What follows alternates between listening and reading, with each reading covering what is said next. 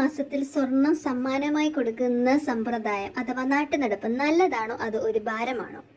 നമസ്കാരം. എല്ലാം സാധ്യമാണെന്ന യൂട്യൂബ് ചാനലിലെ പുതിയൊരു വീഡിയോയിലേക്ക് എല്ലാവർക്കും സ്വാഗതം. ആദ്യമേ തന്നെ പറഞ്ഞോട്ടെ, ഇത്തരത്തിലുള്ള ചടങ്ങുകൾ പണ്ട് കാലം മുതലേ കേരളത്തിൽ ഉള്ളതാണ്.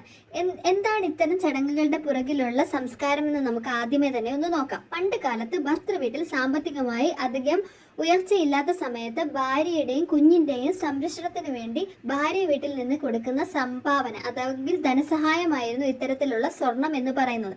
അതുമാത്രവുമല്ല, സ്വർണത്തെ നമ്മൾ ഒരു ഐശ്വര്യത്തിന്റെ പ്രതീകമായി കാണുന്നു. ഇത്തരത്തിലുള്ള സ്വർണം സമ്മാനമായി നൽകുന്നത് വഴി അമ്മയുടെയും കുഞ്ഞിന്റെയും ആരോഗ്യത്തിനെ അവർ നല്ലതായി കാണുന്നു എന്ന ഒരു സൂചനയും ഈ സ്വർണം സംഭാവനയായി അല്ലെങ്കിൽ സമ്മാനമായി നൽകുന്നത് വഴി സൂചിപ്പിക്കുന്നു. എന്നാൽ ഇന്നാകട്ടെ, സാമ്പത്തികമായി എല്ലാവരും മുന്നോക്കം നിൽക്കുന്ന ഈ ഒരു സാഹചര്യത്തിലും ഇന്നും ഭർത്തൃ വീട്ടുകാർ ഭാര്യയുടെ വീട്ടുകാരിൽ നിന്ന് 7ാം മാസത്തിലെ ചടങ്ങിന്റെ സമയത്ത് ഇത്തരത്തിലുള്ള സ്വർണ്ണാഭരണങ്ങൾ സംഭാവനയോ അഥവാ സമ്മാനമായി ആഗ്രഹിക്കുന്നുണ്ട്.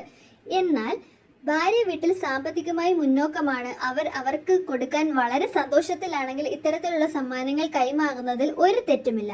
അല്ലാത്ത പക്ഷം വളരെ സാമ്പത്തികമായി ഞെരുക്കം അനുഭവിച്ചിരിക്കുന്ന സമയത്ത് ഇത്തരത്തിലുള്ള വിലപിടിപ്പുള്ള സമ്മാനങ്ങൾ, സ്വർണമായിക്കോട്ടെ പണമായിക്കോട്ടെ, ഭർത്തൃ വീട്ടിലേക്ക് കൊടുക്കുന്നതിനോട് ഇന്നത്തെ തലമുറ യോജിക്കുന്നില്ല.